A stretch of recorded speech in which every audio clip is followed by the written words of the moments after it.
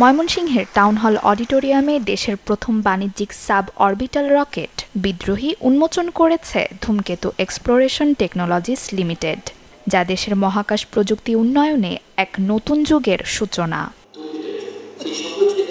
এর আগেও পরীক্ষামূলক একটি রকেটের সফল উৎক্ষেপণ চালিয়েছে গবেষক দলটি।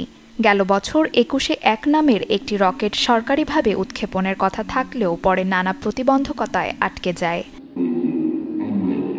৩০ থেকে ৫০ কেজি পেলোড বহনে সক্ষম ৬.১ মিটার উচ্চতার এই রকেটটি আবহাওয়ার নিখাদ তথ্য দিবে। সরকারি অনুমতি এবং অর্থ সহায়তা পেলে আগামী বছরেই উৎক্ষেপণ করা সম্ভব বলে জানিয়েছেন গবেষক দল।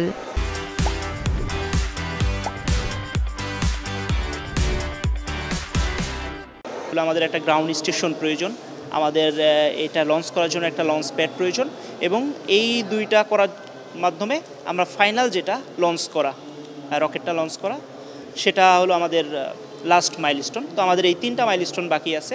এই 3টা মাইলস্টোনের জন্য আমরা কিভাবে দ্রুত সময়ের মধ্যে এই 3টা মাইলস্টোন ফিল আপ করতে পারি, এর জন্য আমরা বিভিন্ন যে সরকারি যে বিভিন্ন সংস্থা বা ইন্টারন্যাশনাল যে ট্রিটিগুলো আছে সেগুলোর সাথে আমরা নিয়মিত যোগাযোগ করতেছি। এই রকেটের মাধ্যমে আমরা ক্যানসেট বা আমরা ক্যান স্যাটেলাইট বলি আর কি, এটা উৎক্ষেপণ করতে পারবো, যেটার মাধ্যমে আমরা মহাকাশে আমরা নিজেদের একটা কোঅর্ডিনেট সিস্টেম ডেভেলপ করতে পারবো, যেটার মাধ্যমে যারা ওয়েদার ডাটা নেওয়া যাবে, যে আমাদের একটা স্পেসিফিক এলাকা আমাদের এখন ওয়েদারের কী অবস্থা বা আবহাওয়া পূর্বাভাস কী হতে পারে, ওখানকার শস্যের কী অবস্থা হতে পারে, সেগুলো কিন্তু খুব রিয়েল ডাটা দেওয়া যাবে। পৃথিবীতে হলো প্রায় 4টা দেশ, আমেরিকা, চায়না, ইন্ডিয়া এবং ইসরায়েল, এরা হচ্ছে মহাকাশে হলো এই হাই স্কুল লেভেলে কোনো ন্যানো স্যাটেলাইট মহাকাশে পাঠিয়েছে। তারপরে হলো আমরা কসমিক লেভেলের যেই ধরনের আলাদা ধরনের ডাটা আছে, like Samiur set, black hole অথবা নোভা সম্পর্কে আলাদা যে ধরনের ডাটা, ওইগুলো যদি আমরা অ্যানালাইসিস করি ডাউন হিয়ার ফ্রম আর্থ, আমরা ওই সম্পর্কে বিস্তারিত অনেক ধরনের জিনিস জানতে পারবো।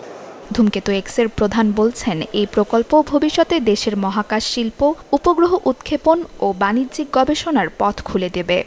এই রকেটের কিন্তু যদি আমরা ডিফেন্স সেক্টর ইউজ করি, আপনারা জানেন রকেটের ক্ষেত্রে রকেট এবং ডিফেন্স সেক্টরের যেসব প্রজেক্টস থাকে তার মধ্যে পার্থক্য খুবই কম থাকে। তা আমরা কিন্তু এটা দিয়ে আমাদের যে ডিফেন্স সেক্টর, এটা বলা চলে 1 বা 2 বছরের মধ্যে আমরা পুরো বদলে দিতে পারবো। পলিসিগত দিক থেকে সহায়তা করলে গ্রাউন্ড স্টেশন করা সম্ভব বলে মনে করছেন বিভাগীয় কমিশনার।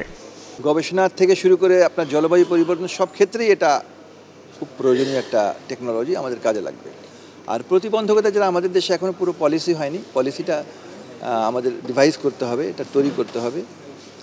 আর আর্থিক একটা বিষয় আছে, স্পন্সরটা করতে হবে, কারণ এখানে যে এক্সপেরিমেন্টেশন হবে এখানে অনেক খরচ আছে, তো সেগুলো প্যাট্রোনাইজ করতে হবে, তাহলে এরা ভালোভাবে কাজ করতে পারবে। তাদের আসলে গ্রাউন্ড যে স্টেশনটা সেটার একটা সিদ্ধান্তের ব্যাপার আছে, তো সেটা আমাদের প্রশাসনিকভাবে এবং পলিসিগত দিক থেকে তাদেরকে সহযোগিতা করলে এটা সম্ভব।